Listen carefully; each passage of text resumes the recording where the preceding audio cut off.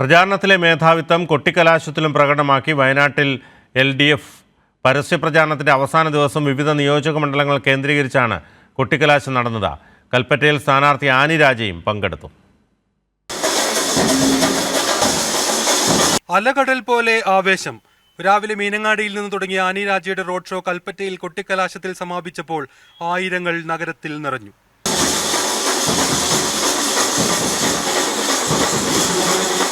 CPI ദേശീയ general secretary D രാജയും LDF നേതാക്കളും കൽപ്പറ്റയിൽ കൊട്ടിക്കലാശത്തിൽ പങ്കെടുത്തു. മണ്ഡലത്തിന്റെ സമഗ്ര വിഷയങ്ങൾ പ്രചാരണത്തിലുയർത്തി LDF അതേ രാഷ്ട്രീയ മുദ്രാവാക്യങ്ങൾ ഉയർത്തി പരസ്യ പ്രചാരണം അവസാനിപ്പിച്ചു. பல்வேறு மொழிகள் பேசப்படுகிற நாடு, பல்வேறு மதங்கள் இருக்கிற நாடு.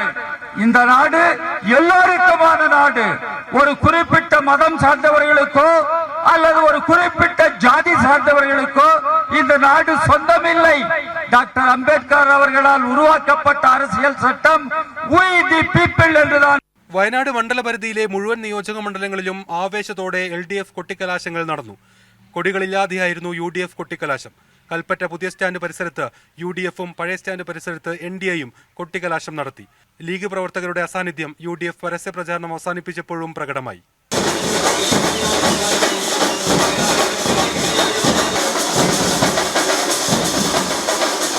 ഇനി മുന്നണികളുടെ നിശബ്ദ പ്രചാരണത്തിന്റെ ഒരു ദിവസമാണ്. വോട്ടുറപ്പിക്കാനുള്ള അവസാന ശ്രമങ്ങളിലേക്ക് പ്രവർത്തകർ കടക്കുകയാണ്.